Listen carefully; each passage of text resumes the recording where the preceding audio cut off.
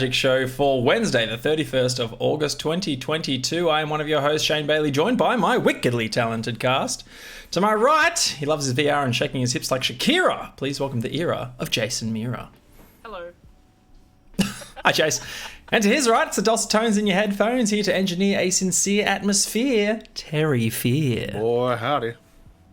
And to his right, it's the film filleting, TV show hating, thought elaborating Mr. Movies, Ben Stapleton. Hi, Shane.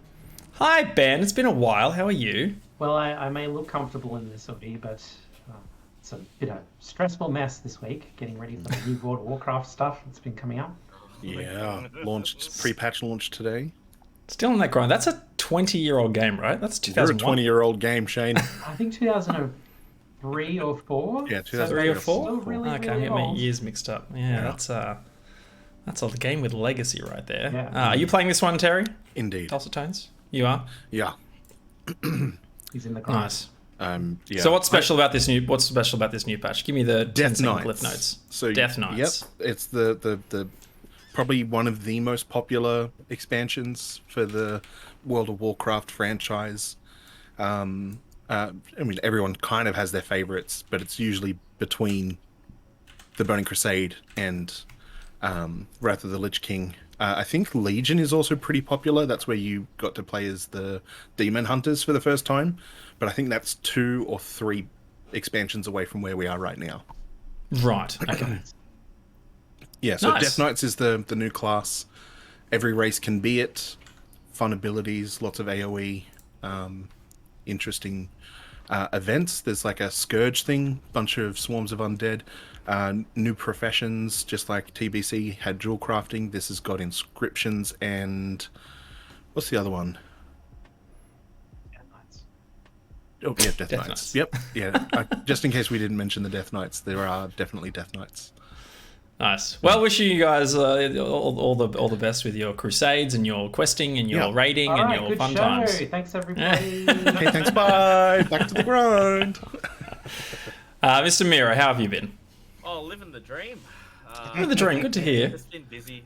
Dreaming to live. So I haven't been playing any games lately. Yeah, I'm the except same. For like lately, the other night we jumped on Rainbow Six Siege for the first time in a very long time. And That was fun. Yeah, That was it was fun. good to jump into that. But like I've got so many games I need to play, and so many Lego sets I need to build. It's all piling up. I've got a corner. It's my my literal pile of shame. I've got my Lego Slave 1, the N1 Starfighter, the Slave Batmobile, 1. San Francisco, Optimus All Prime. of San Francisco. Yeah, all of San Francisco to build, and Wow. and it's just been sitting there. Oh, and not to mention all the Gundam sets that I've got to build. And What about San Francisco? San Fran Tokyo Oh. would be a pretty cool Lego set, actually. It would be. Yeah. I haven't watched that movie probably since the cinemas, actually. I'm not sure. Did I same. watch it? I rewatched it maybe 4 months ago. Are they doing a? That's due a revisit, actually. Big Hero 6. Was there a Baymax TV show or something like that? I There think is there's a TV show. Baymax show It's- coming, yeah. yeah.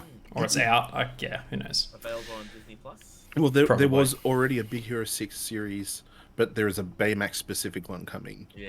It's Right. not out yet. Yeah. Right, but it will come out. There on you go. Disney Plus, I imagine. You know what else is on Disney Plus?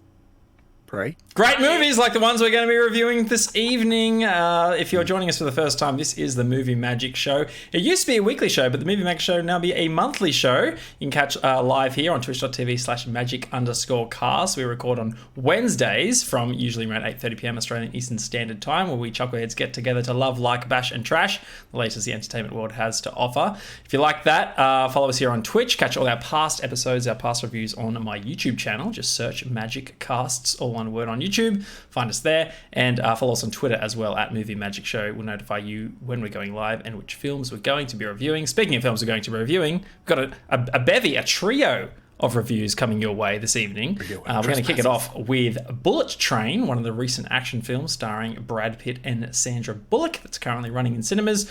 We'll then move into The Grey Man, which is a Netflix original starring Ryan Gosling and Chris Evans, directed by the Russo brothers from the MCU fame.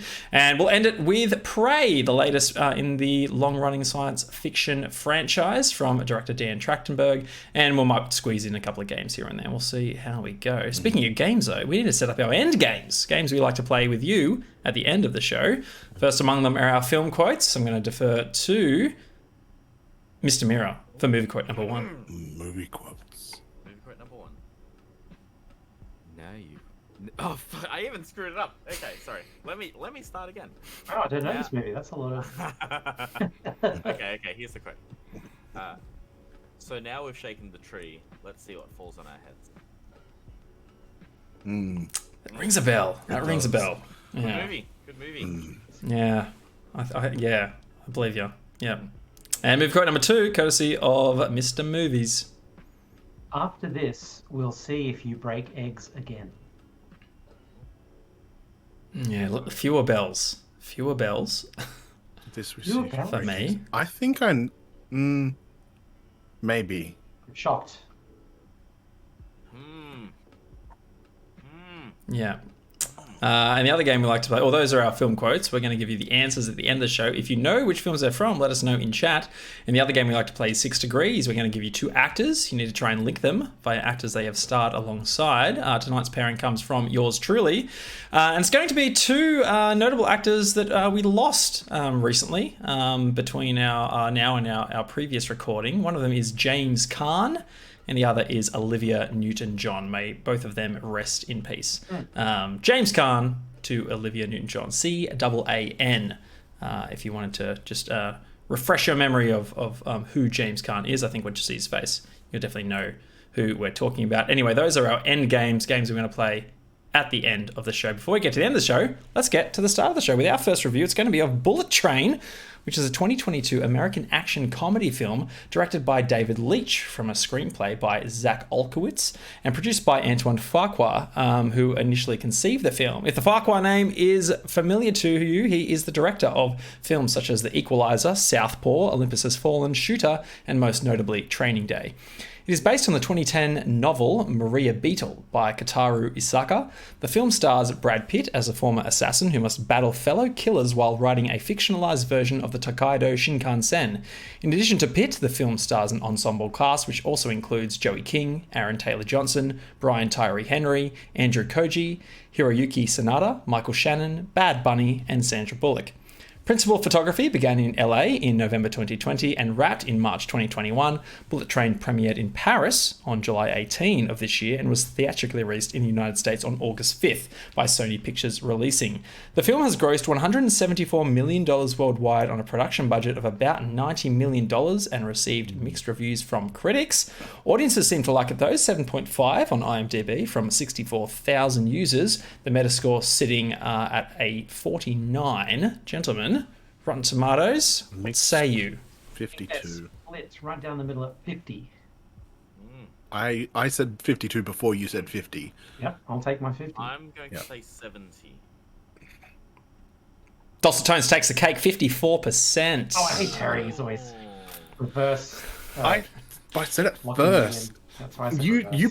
you put yourself in. It's like, how dare I make this mistake? Anyway, I actually I wrote some. subrided. I wrote some thoughts down for this. A few of them a single word. So action, nice, quirky, predictable, and the only one that is not single word is discount Guy Ritchie / Deadpool. So like this film, I enjoyed it because I went to the cinemas to watch it. I did watch it by myself in the cinemas, which was I suppose okay. I like going to the cinemas in company. Yeah, I didn't hate this film. I can understand why it's got mixed reviews. It's a bit contrived, and it's not 100% clear to me how one particular element of the film it was supposed to be tied in, or why it was tied in. But yeah, I don't know. I don't have much more to say. I loved the dialogue between the twins, and the analogy of Thomas the Tank Engine characters, and pulling those analogies into like personality types in the real world. the banter between like the operator for Brad Pitt, who he's speaking to. I found that to be stuff that got me to like at least breathe out of my nose and occasionally chuckle. I don't really remember the soundtrack. Nose exhale laughter. I love it. So. Yeah, like a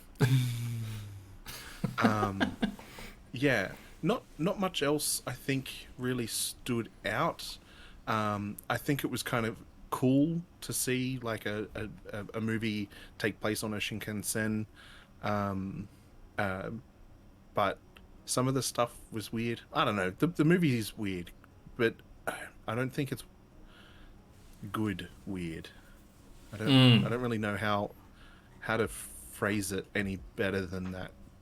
It's like they think just being quirky is a positive thing. Yeah, That's what Do you know what I mean? exactly. Yeah, absolutely. It's like that's the draw card. It's like, look how quirky our film is. It's very keen to be one of those movies that incites you to watch it 2, 3, 4 times and pick up on new subtle Yeah. references that you missed the last Yeah, time. or just little details as well as those sorts of things. Like a super witty movie where they've actually written a clue to who the bad guy is right at the start, and you might have missed it. yeah, thing. like a bunch of Chekhov's guns that like just sprinkled in for the keen of mind, the sharp of wit, and the poor on the rich with time to be able to watch it multiple times.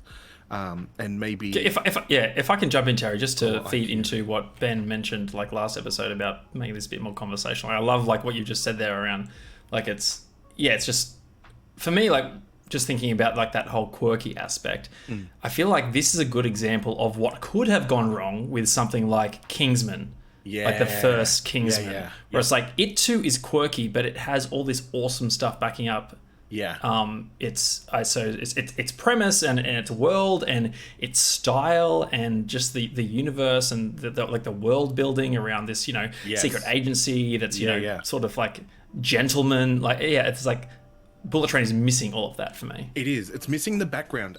I love that you bring up Kingsman because that's probably another in that list of not quite as good as movies. You could probably put Kingsman in there because it does have that quirky kind of humor, a little bit of absurdism in the kind of mix of the batter that has made this weird cake that we're eating. Yeah, I think that it didn't quite know because I think it's trying to be so many different things, or it's trying to pull from so many different places that it doesn't really put its own stamp down on anything. Like, in particular, the Deadpool. If we all recall and cast our minds back to the teaser trailer for the first Deadpool movie and how awesome that was, and seeing, the slow-mo kind of Deadpool in the car action kind of happening, and he's fighting the dudes as the cars are tumbling. That's really kind of cool. This does like a version of that that's worse. That's not good, both visually and it's well and truly beyond the pale of believability. Where a lot of the rest of what the movie is trying to do is like, look at how absurd some of these circumstances are that are entirely believable, but are also still quite contrived. And they've just kind of thrown out the believability element in the last 5 minutes of the movie just because. And I don't know. It spends not enough time, I think, establishing the world. And the synopsis is totally silly because it's like, a retired hitman. It's like he's not retired. Like he took a break, but he's like, this is my first job back. I want to do something nice and easy. He's filling in for another person, and it's just meant to be like a quick smash and grab, like in and out, 5 minutes, two stops tops, and obviously it goes sideways. But yeah, I ended up walking away from the movie with a smile on my face.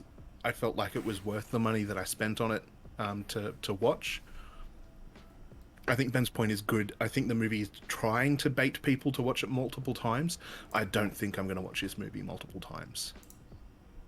And that's about the limit of my thoughts and contributions. That's funny. Oh, good. They mentioned Deadpool earlier because he directed Deadpool too. Yeah, yeah. Have we already mentioned that? Did I zone out at that part? Oh, no, not I hadn't specifically. mentioned it, no. not specifically. Mr. Movies, I'm keen to hear your thoughts on this one.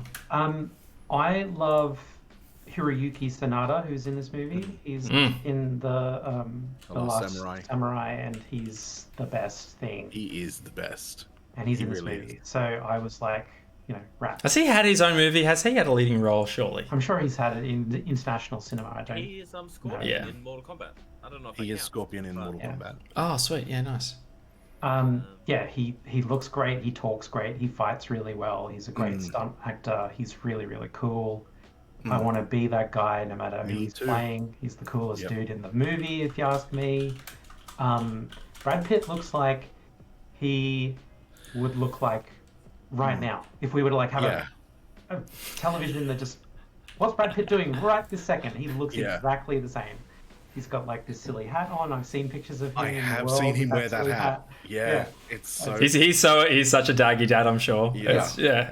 It plays into his character, I suppose, but like part of me when I saw Brad Pitt at the start of this film, I was just like, man, is he just like pulling Yeah, is the... he phoning it in? Hey, I'm Brad Pitt. I'm not Yeah. getting into that wardrobe. Just shoot me like this. Let's just get out of here. Like, I don't know. I don't think... How can we rewrite this film to fit in my wardrobe? Yeah, new idea. Daggy dad assassin. That's me. Yeah. Let's do it. Yep. Let's go. Let's see what works.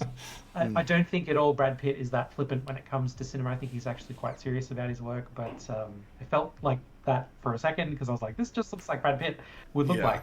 Aaron Taylor-Johnson is also amazingly great. The more movies I see him in, I'm like, I can't believe that I wrote this guy off immediately from his first movie with the Godzilla. Was he in Kick-Ass or something? Yeah, he He was. He in is Kick-Ass. Yeah. So I was like, thinking, okay, boring kind of thing. I was thinking Godzilla. Yeah. So everything I've seen him in, I've been like, this guy can act, and in this one, I'm like, this guy's great. Like he's carrying all of his scenes. Really, he's kind of him and his bro, doing the being so flippant about mortality thing. Like they're just talking down and small talking the peril that they're in. Yeah. To the degree that you're like, are these guys dumb or are they really good? And they're supposed to be really good. And that I like. I think it hit a little, and I kind of liked it, and so that was, I think, what may be part of the recipe that Terry was talking about when it comes to like this was like a Guy Ritchie film. So he loves to write characters that are like that. These characters were really like that, and they're kind of they'll stop something that's really important to bicker about the syntax of the sentence that someone just said. That kind of character. Yeah. Meanwhile, like something very dramatic and life-threatening is happening in front of them, and they're getting to the bottom of this one little thing, the nuance of something that someone just said. Really silly.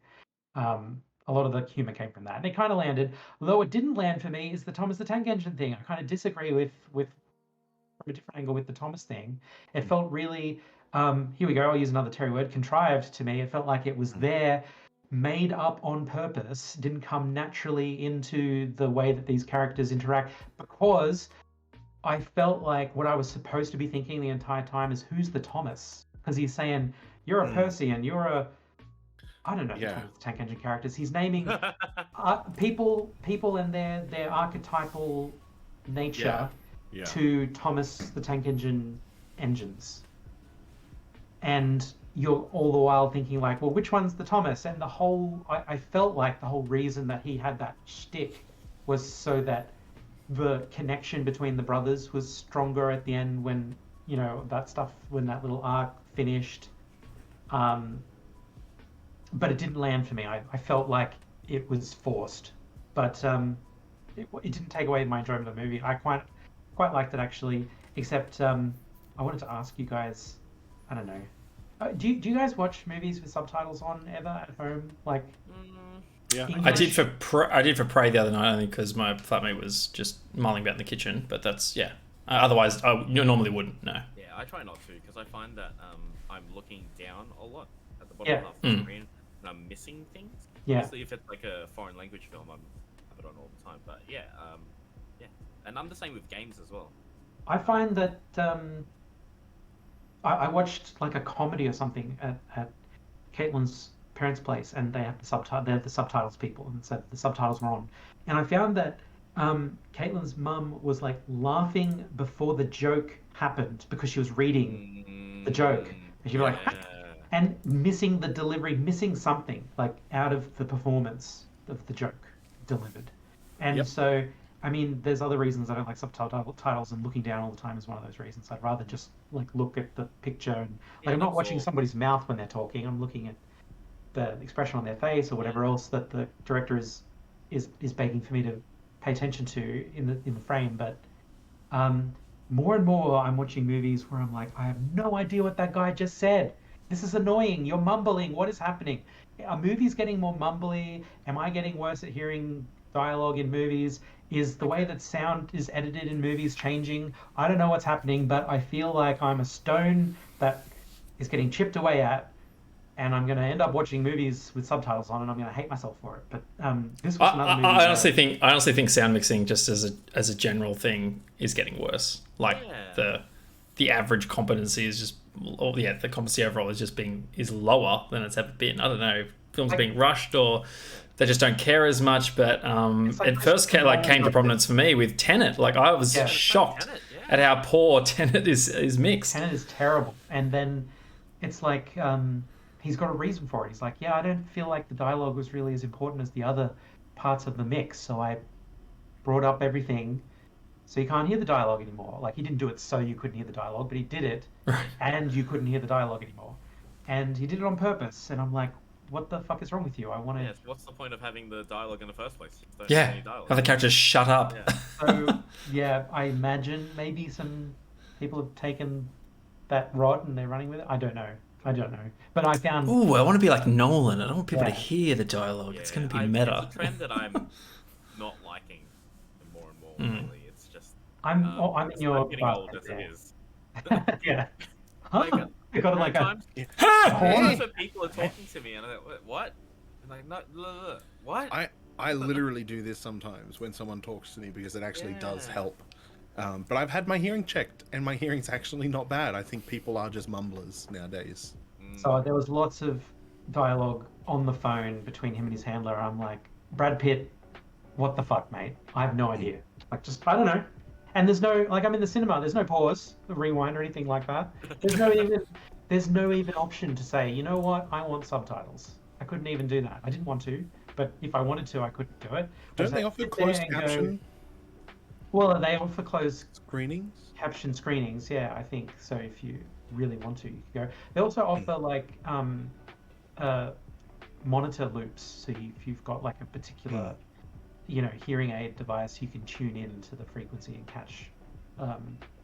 You catch it actually in the device. And things people talking to you about, that kind of stuff. But that's not dialogue. That's not subtitles and stuff. Like man opens door and walks in. That's for people hard of seeing, not hard of hearing so much. I suppose it's also amplified with sound. But I was frustrated a lot at some of the dialogue I just completely missed. I put it down to my first point where they just want me to watch the movie again. It's like, all right, there's another reason to watch it again so I can figure out what the hell people are saying, understanding, and thinking. Michael Shannon is in this movie, and he is a nothing burger to me. I hate Michael Shannon now, and this has cemented it for me. I just didn't like. Is Michael Shannon the guy that played Zod? Yeah. He's a terrible actor, if you ask me. I do not understand how he gets more roles. I like him in Knives Out. I think he did a good job in Knives Out. Yeah, but he doesn't play a big role in Knives Out. I don't know. Like he plays. He ticks the boxes for me. Yeah. He did do that hilarious joke, that body language joke, where he's talking about immigrant people and how they're equal to us, or as he's like just passing his empty glass to the help at the same moment. It's so great. Yeah, and she's not even the help. Like she's the nurse. Yeah, she's like smarter and more qualified to do more technical things than he is. And he's just handing over his, bowl or whatever it was. Immediate roar of laughter both times I saw it in the cinema. It was his fault. So good. What he's doing. Yeah. But yeah, those are my thoughts watching this. Overall, I quite enjoyed my trip to the cinema. I've certainly been more disappointed, much more disappointed walking out of a film. Yeah. And this one didn't, you know, I walked out of this one going like, man, some of that CG was a little bit crazy, especially at the end. And some of that stuff they were doing there, I didn't quite get, and the Thomas thing didn't quite stick with me. But a lot of it did stick with me, and I quite liked it. Yeah, no, I'm way on the other end of this one. I really didn't like it. I think it felt like boardroom, just action film generator. Put the ideas in a funnel and let's see what comes out the other end. Kind of like a movie making by numbers. Yeah, and I really feel like I brought back the message that I shot when Hendrix chimed in the Awesome Addiction chat saying that he would recommend it. I said I was acutely aware of how bored I was the entire time. I'm convinced Brad Pitt's only good cinematic roles have been in the Ocean's films and Burn After Reading and Inglourious Basterds. I forgot to mention that. He was such a bad fit for this role. Dialogue felt like it was written by a film student trying to be Guy Ritchie. None of the dialogue came off as particularly smart for me. Like it just, for whatever reason, it felt really try hard, and I think it just comes down to that. Like it's a film by committee sort of thing. It's just like, let's get a bit of Guy Ritchie film in there, and we'll throw in like the Asian Japanese flavor just to give it something a bit unique. And let's bring in. I'm sure we can get Brad Pitt and Sandra Bullock for a role like this, and let's Frankenstein together all these disparate elements and see what comes out the other end. And like, can we do it for under $100 million? Woohoo! Let's ship it. Yeah, sold. Were you cringing, Shane, at the the opposing characters fighting each other? Like one guy's trying to kill Brad Pitt or whatever, and he's like having a conversation with them at the same, like he's trying to make a connection. Yeah, he's like, are you sure we can't take? I just don't think Brad Pitt's particularly good at comedy. Like I think he's done a good job in select roles, but overall, like I think I felt about Brad Pitt the same way the other episode, Ben, you felt about Natalie Portman in Thor. Right. Like where she just wasn't hitting it for you. Like for me, Brad Pitt was like this in the movie. I'm like, I don't find anything you're saying really entertaining right now. So I can only surmise that you're just not doing a good job delivering this line or fitting this role. There was one particular instance that I thought was cool. I think it's the strongest part of the film, and that was this this quiet segment with no dialogue that explored the history or the backstory of one particular character that you just introduced to. It cuts to like 27 years earlier, like, oh, hang on, what the hell is going on here? And it shows you like in like a silent movie treatment, the wolf and his backstory. And I was just like, that was the most stylish, coolest, like slickest piece of this entire film. And you take that and make it a short film, and I am 100% on board for this movie about the wolf. It almost was like a Disney short. It was like a Disney short, but violent and about like a Disney short cartel, directed by Tarantino. Yeah, exactly. Like, here we go. Well, I will admit that some of it felt like eye-rollingly lame, like how none of the characters had names. Like they gave every character a nickname or a handle or a tag or whatever. I can't even remember what Brad Pitt's name was in the. He doesn't have one. He's just called like the. It was like the stranger, the ladybug. Ladybug, that's it. The ladybug. So I don't know. But I don't have too much to say about this one, other than the fact that it just none of it really hit. That didn't really feel like it had any sort of creative integrity. Is probably like a harsh way to put it, but it wasn't. It didn't do anything to, I suppose, deserve my praise. Is how I can simply put it. Like it was just really not bringing anything new to the table, and what it was trying to do, I'm not even sure it did at an adequate level for an action film in 2022 in my mind. It's this thing that movies do, and there's another movie we're going to talk about tonight that does this thing. There's a moment where there's a hit man, and he's about to murder a person in the hospital bed, and he's taking his sweet ass time. Like he's like walking slowly up, and then he's savoring it. Yeah. He's getting out his whatever it is that he's going to kill the person. Well, I can't remember if he had a gun or whatever. And then he's, like looking around. He's like, he could have killed that person very immediately, 20 seconds ago, but he wastes a whole lot of time. And then right at the penultimate moment, when like just as he's about to perhaps perform the hit, someone like springs up behind and like chokes him or something. Who couldn't have done that if he'd just been efficient. Been Right. precise and effective, and gone in there and just been like, boop, boop, boop, and then ran away or whatever. And that annoys the shit out of me when that stuff happens. It's yeah, it's one of those action tropes. The other one is when the hero distracts some bad guys by pretending to get caught, and he's like, "Hey guys, you looking for me? Oh, okay, you got me. I'll get on the ground or whatever." You could have been easily killed just now. Like, there was no "I want this man captured" thing. This guy isn't a policeman who has, rules and morals and stuff. He's an evil henchman, and his job should be to shoot you immediately. Like, not be like, he's unarmed and giving up. All right, I guess we'll go and walk up and, like, this was easy. I wonder why let's go. And then they get killed. Unless you've got leverage to say it's like, you need me to find the thing that you're after. Unless there's good reason not to, like, unless there's a reasonable prediction that you won't be immediately blown away, that kind of thing, I despise it very much. Like coming out holding a hand grenade. It's like, if you kill me, we're both going down. So like, I'll kill you and run away. Yeah, no. I'm not saying I it's know how perfect. fuses work. Yeah, I'm not saying it's perfect. Yeah, it's a don't bother from me. What about you guys? I'm gonna say don't rush. Don't miss. Don't rush. Yeah, just one closing thought. This is almost like a Hollywood budgeted Netflix original. Like, and that's not. Well, you'll find in one of the films that we review tonight that one of these Netflix original has a budget double that of Bullet Train. Okay.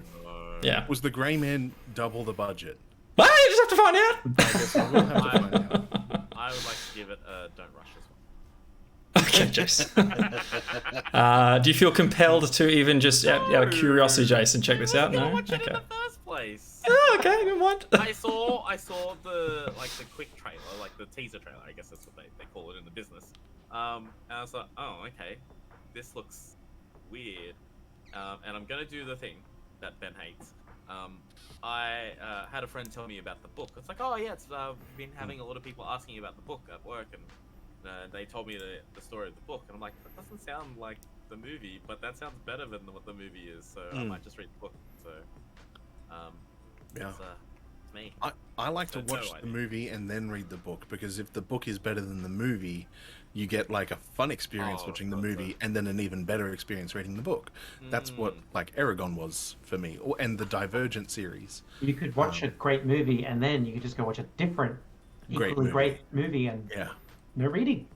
Yeah. No book. Anyway, that is our review of the Bullet Train. It might still be out in cinemas. If not, well, don't rush. It'll be out soon. Anyway.